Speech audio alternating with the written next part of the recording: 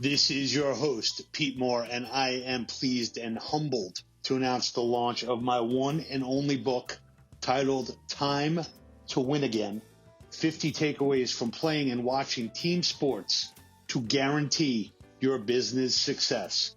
Those of you who know me personally, and anyone who listens to Halo Talks for any length of time, know that I am an avid sports fan and a big believer in the value of team sports.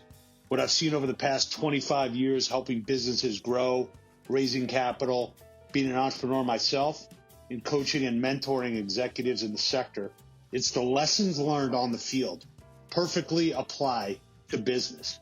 Entrepreneurs, executives, managers, you name it. Every company that's a strong company has got a good team. It's a quick read. There's awesome illustrations in there from our good friend Mark at Cruelty Free Cartoons. If you go to integritysq.com, enter your email address, and we will send you information on the book and the Entrepreneur's Survival Kit as well. Be great. Take names. Go Halo. This is Pete Moore on Halo Talks NYC. I have the pleasure of having a long-term friend of mine in the health club industry, one of my first friends in the sector from the early 2000s, coming in from Plymouth, Mass. He needs no introduction, but we'll give him one. Bob Stauble, good to see you. Hello, how are you? Awesome. So you've been in the cross-section of health clubs and healthcare and medical fitness for a long time. So you want to give our listeners, the couple that don't know you, your background, and then we're going to talk about the next evolution of telehealth and preventative medicine. Sure. I think I started up Healthtrax as a co-founder around 1980, and we were traditional IRSA clubs for at least 10, 15 years. But I always had a strong science background, and we did a lot of work with corporate sales where we could get big companies to pay attention that our fitness programs were a little more science-based than a typical gym or Gold's Gym or whatever. And in fact, one of our early vice presidents for corporate sales was Dave Pickering, who went on to create the International Fitness Club Network as part of IRSA. So that was really a spinoff of Healthtrax. And then a 20-year veteran of Healthtrax, Mark Correa, joined him about 15 years ago, and they morphed into more of a wellness company, a corporate wellness, and they sold to Virgin Pulse not too long ago. So that kind of that corporate science background led us to look beyond health clubs, and we got into the corporate healthcare world in the early 90s, and we bought a company called WorkFit, and we would put athletic trainers into Boeing, General Motors, General Electric, and they were really musculoskeletal health coaches. So a lot of these big companies had their wellness providers doing cardiometabolic wellness, I like to call it, but they were not very good at musculoskeletal wellness. And we would embed a full-time athletic trainer, in the work site. And we did several healthcare related, including physical therapy centers that we had ownership in. So I was kind of at Healthtrax, a serial intrapreneur, starting divisions, selling some off, keeping others. And, for the last 20 years in Healthtrax, I forged a lot of relationships with large hospital systems to build wellness centers, which were medical office buildings with a gym inside, all, integrated. So I worked with big systems like Johns Hopkins, where we would be a equity partner in the real estate and the fitness center. And that got us, even more exposure to healthcare. So we always had at Healthtrax a small division for a health coaching wellness division called Health Assist. And that Mark Correa was running that, and he went off and joined Dave. And I didn't build that because I saw that as a sinking ship industry. It grew to $8 billion, the corporate wellness industry, selling, to employers, whether they're for-profit or not for-profit. And it's stuck, it's shrinking. It's a red ocean world of, low margins, and the CFOs are waking up that there is no return on investment, that having a wellness program for your employees is the right thing to do, but it should be voluntary, where a lot of companies were, throwing $2,000 incentives and forcing employees to do wellness that they didn't even want to do. Mm-hmm. And there was no claims cost ROI. So probably about 15 years ago, when before Obamacare, there was the emergence in Medicare of, you ever hear of ACOs, Accountable Care Organizations? Mm-hmm. Those are really networks of providers that go at risk with the government to some small extent, but they're at risk. So when ACOs first emerged, a lot of the corporate, they said, we're in the population health management business. So it's a B2B sale to sell into an ACO and then help them manage population health. So employers are populations. So what all the wellness companies did about 15 years ago, including my division, we kind of rebranded ourselves. We're not corporate wellness anymore. We're population health management companies that help with employer populations instead of Medicare populations. Mm-hmm. And the problem was that population health is about people who have health problems. So this term early intervention would be like pre-diabetes or chronic low back pain, early stage arthritis, before they get really expensive, but you have a health problem, where wellness just tries to keep you out of ever having a health problem. And there's almost no market for that. There's no ROI. People are not that motivated when they don't have a problem. But if you move downstream a little bit, and what I learned in healthcare is they call it upstream and downstream care. Way downstream is an intensive care unit in the hospital, and upstream is primary care. Further up is fitness and wellness. So somewhere between wellness and prevention and primary care is this early intervention world. It's mostly self-care, some physician intervention sometimes, et cetera. So that's what the wellness industry should have done, but they didn't. They just said their population health, and they didn't do anything for that next, bend in the river. Right. So let me ask you this question. You've been doing this. I've been doing this 21 years. You've been doing this longer than I have. When, are we finally at a tipping point where people get it? I feel like it made sense when we started, when I first met you at Healthtrax. Hey, let's get people working out. Let's start to monitor what they're doing. Let's put some incentives in place. Has COVID finally turned the tide to the point where prevention is understood as a place to invest? And not at all, not even close. Yeah. So what do we got to do to change that? Or is it just still like a misalignment of incentives with healthcare companies that are trying to increase your premiums without telling you what things cost, and companies try to mitigate it almost like in a black box? No, it's really, well, where that led me is that the third phase of the industry is when that didn't work because they weren't population health management, they went back and they renamed themselves. We're now well-being companies. Mm-hmm. And that isn't working at all. That's a failure too. And so when you look at the target audience, by the way, I'm sure you use a lot of these webinars, B2B and B2C. Mm-hmm. The corporate wellness world is called B2B2C. You have to look like a consumer app, for remote care or coaching, whatever, because ultimately the employees, it's voluntary. They're not forced to do it, but they don't pay for it. So B2B2C is you have to sell yourself twice. First to the employer to first of all pay for it, and second of all force the HR department to promote the wellness oriented or upstream activities to their employees. And then once the employees go to your website and are thinking about it, it has to be a really interactive website. It's got to be sticky. It's got to, if there's live coaching, the coaches have to be very personable and well-trained in, coaching technology. So the problem is there is no return on investment in wellness. The guru out there debunking wellness myths is Al Lewis, and his company is called Quizify. It's kind of an alternative wellness company. It's health education.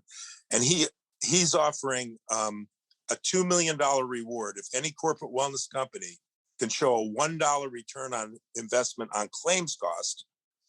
He'll give them $2 million. Huh. And how long has he had that bet outstanding? About 6 years at it was 1 million. About 2 years ago, he upped it to 2 million, and nobody's even applied for it. Wow. So by going a little downstream, it's still lifestyle modification. It's diet, exercise, stress management, sleep, etc., mindfulness training, but you're targeting a specific health problem, a bad back, high blood sugar that isn't quite diabetes yet. Those same lifestyle interventions become your wellness program. So anyone who signs up for your science project, using them as the project, and you fix them, then their maintenance program looks just like what Virgin Pulse would have offered you up front. The problem is they weren't motivated to do it, and they didn't have claims costs. So the CFOs are the target. So it has nothing. The CFOs simply look and say, all the cost of prevention and wellness deficits, not doing it, come in your 70s and 80s. Why would we want to spend a lot of money on our employees so the government and Medicare can save money later? So that's the problem, is that wellness and prevention takes a long time before it shows up in big claims costs. Got it. So where have you been spending your time, on the early intervention side, either with companies that you feel are going to make a difference, or some of the telehealth, and then who pays for it, and where's the equity opportunity? If you're a venture capital firm, how do you kind of slice through? And I use this term all the time, so people are probably sick of it, but experience is what you get when you don't get what you want. So you basically have seen everything that's been tried. You kind of see where the blue ocean is, and you can probably walk someone right up to, the shoreline here. So what does the shoreline look like for you if a venture firm hired you and said, "Hey, go find me the silver bullet"? What do those silver bullets look like? Yeah, and you mentioned the COVID thing. That made the whole idea of telehealth and remote care that health coaching companies have been doing for years, but now it's mainstream in medicine. So it's accepted that you can get 95% efficacy with almost any healthcare or prevention or wellness intervention remotely. So that means there's huge opportunities to get into. Let's just call the blue ocean I'm talking about is population health management aimed at early interventions instead of just prevention, right? Mm-hmm. So it's so much more scalable and affordable. So that's the blue ocean, is really going to, and I guess I start with finding a company that has some kind of true disruptive science. Like I believe gut health and, prebiotics and probiotics is true breakthrough science. I think ketogenic nutrition is breakthrough science. There's a few of them out there. Full kinetic chain postural therapy. I worked with a company, still do with that.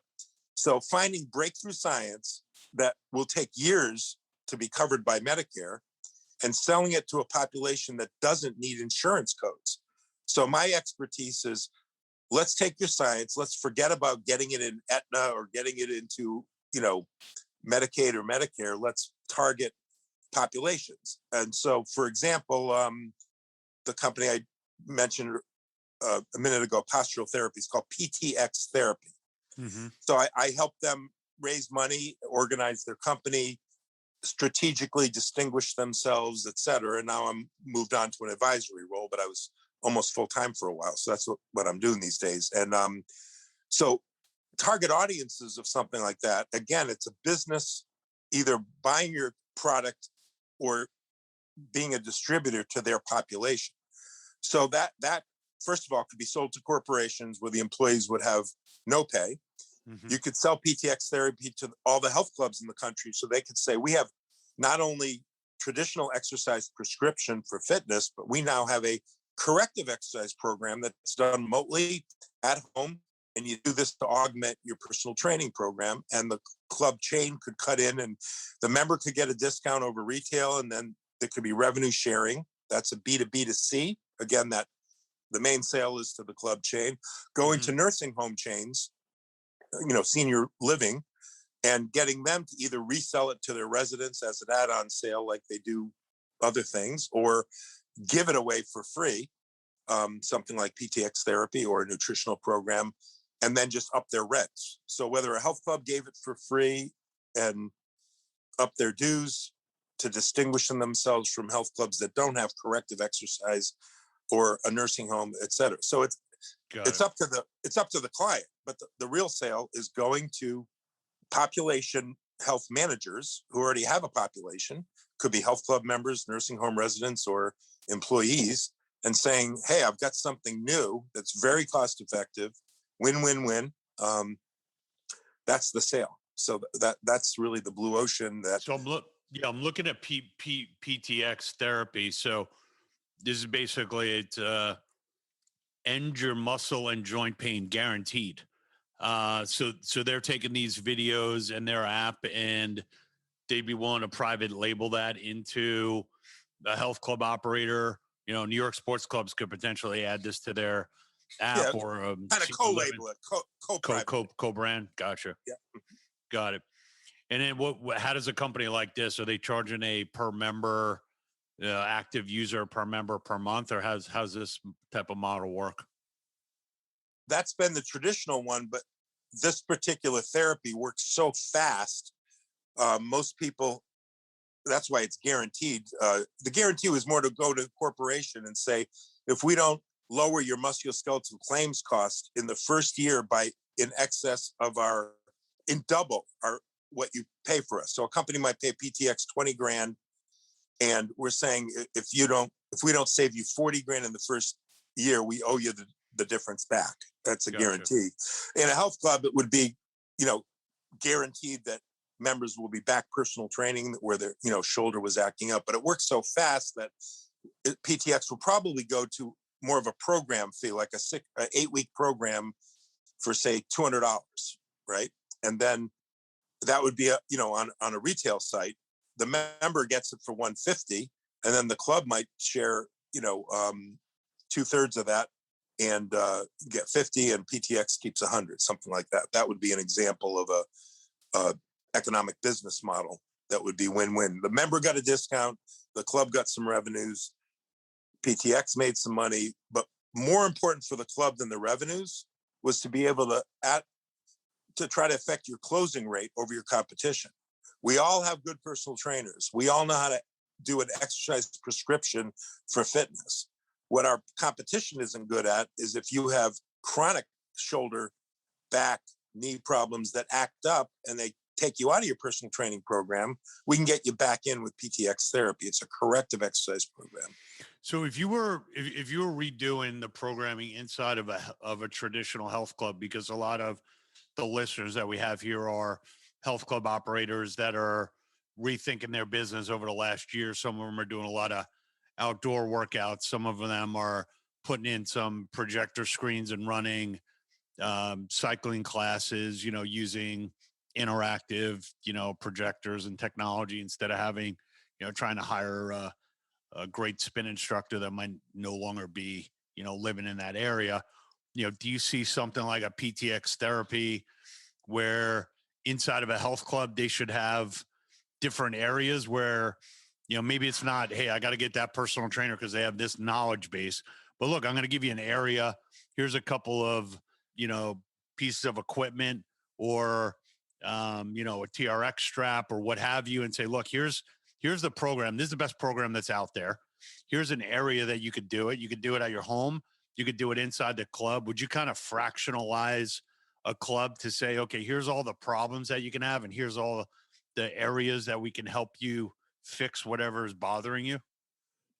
Yeah, well, backing up a little, that would be the ultimate, to have a option. You can do this at home remotely or in the club. That's the best. But backing up, what I would do if I was back in the business would be I would have a corrective exercise program like PTX, and I wouldn't be exclusive. I might have two of them. I'd have a nutritional program that was, again, remote. I would have a sleep program. I would have a mindfulness program, at least those several options. And it can even be a drop sell where they don't buy the membership, but they buy that product at the discount anyway, and they become a virtual member. And you can say, we have two clubs in one. We have our virtual club, we have our bricks and mortar club, and you get two clubs for the price of one built in your membership dues. It also allows you to do those prep programs, physician referred exercise, go out to the physician world and say, if you send someone down to the club, we have the 6 weeks for $60 program, but we also have PTX therapy for postural therapy, and your patient may not leave with a membership, but we have lots of other things. So I would do it for strategic distinction. And if I can get some revenue shares, that would be great. But with nutrition, if there were some supplements that they could order them online, or you'd have a display in the club. PTX therapy does sell upholstered furniture. In other words, you can do everything, coffee tables, chairs against a wall, but a little section of the club would be a cube, an upholstered cube to simulate a coffee table and blah, blah, blah. So you set up a little section where if you forgot to do it at home, you could go do it on your own down the hall. And so, yes, I would integrate the ones that could be bricks and clicks. Those would be the best ones for the club industry, because there was a physical, whether it was a few supplements on a shelf, even if almost no one ever bought the supplements from you because they bought them online, it's still, it's something tangible. And the same with PTX, even if almost no one used the equipment down the hall in a stretching area, it's still, there'd be a sign, ask us about postural therapy. It's just great marketing in club to have a physical presence of these virtual programs. Yeah. So one of the things that I think most club operators get anxiety about is that they get hit with so many different new programs, so many different new pieces of equipment, that there's really no one out there that helps them properly prioritize the investment. It sometimes, hey, I got a great relationship with this sales rep, so I'm going to put in an Olympic squat machine, but maybe they should be putting in something else based on what the market demand is. Are you in a position now, where you understand all these different technologies, you can prioritize it, and you can almost be, like a tastemaker, if you will, to say, hey, look, you got X amount of square feet, or you got X amount of new initiatives, let me come in, where that's, Integrity Square and your entity, to say, look, here's kind of what you need to know about.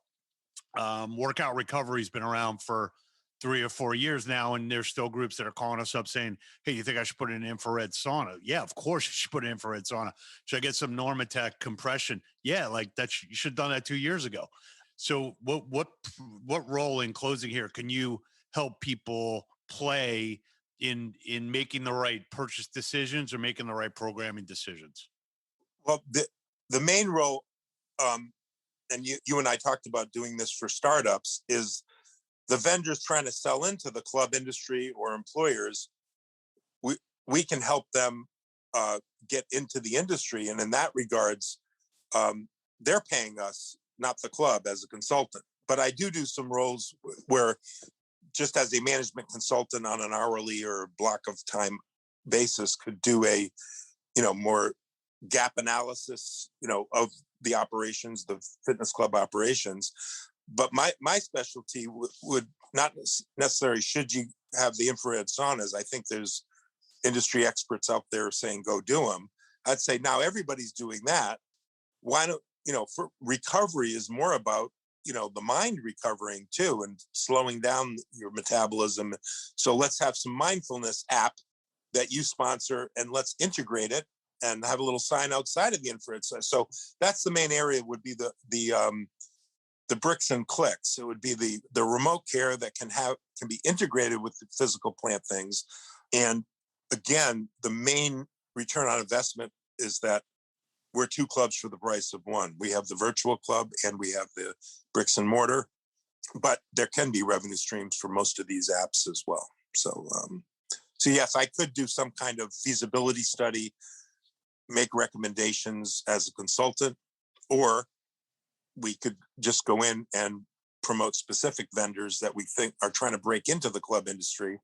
Then the vendor would be paying us Integrity Square and me to get them in the industry. But the industry could also hire us to help select the vendors. So we're really that liaison between the buyer and the seller. So Bob gave me a great book recommendation. I got it right here. So Play Bigger: How Pirates, Dreamers, and Innovators Create and Dominate Markets was one of Bob's book referrals, which is awesome and opened up my mind to thinking even bigger than we already do, which is pretty big. But what other you got any good quotes here in closing, or other books that entrepreneurs in our sector should make sure they don't miss this year?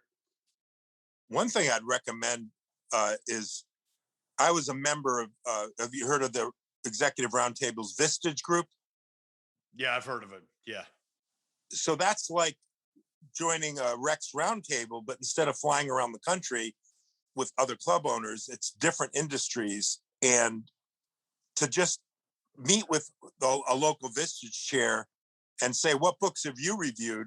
They have some of the best operating, they keep up with all, because Vistage is a huge organization. So they keep up with, doing book reviews. I was a member of a Rex Roundtable as well, but it's just in terms of books, et cetera. So I don't have a lot of specifics, but I just wanted to, in general, that would be a resource for, it's like joining a Rex Roundtable, but it's local and it's multi-industry. So you get all kinds of, gravitation. I like listening to other people, what they're dealing with in different industries. You definitely learn a lot. Or I was in a fitness equipment retailer, and I was like, have you guys ever gone into a restoration hardware? Like, you might want to go look at what other people are doing in other industries before you let someone walk into this place that looks more of like a warehouse. Make it an experience and have people view that they could actually live here. That's the whole restoration hardware. It's not price tags and it's not furniture on top of each other. It's actually a room, and you select it there. So I agree with you. Looking at other industries is definitely the way to remanufacture good ideas. Yeah, the last book we were looking at together in the Vistage group before I left it was more on operations. Play Bigger is about strategy, but operations was a book by John Doerr. He was the original investor in Google. Mm-hmm. And he put 10 million in for about 10% of the company when they were small. But his condition was, let me bring in this management system that I learned from Intel, mm-hmm. from Andy Grove, who was probably second place for, manager of the century to Jack Welch. Right. But anyway, it's measure what matters. And it's about these OKRs, these objectives and key results, but it's really, really strong, and it could apply to clubs very easily. Love it. All right, well, let's get together in person. Dave, put in the show notes some of these book suggestions, and look forward to seeing you. We're going to actually be up in Massachusetts early August, so maybe you can come to this event with us. We'll tell you about it once we get it firmed up for August 3rd. But good to reconnect with you, and let's start helping more and more people. And a lot of these technologies are out there. They're proven. Now we just got to get them commercialized. So love what you're doing, and let's help each other out and make it happen. All right. Thanks for having me. Appreciate it. Awesome. All right, man. Have a great weekend.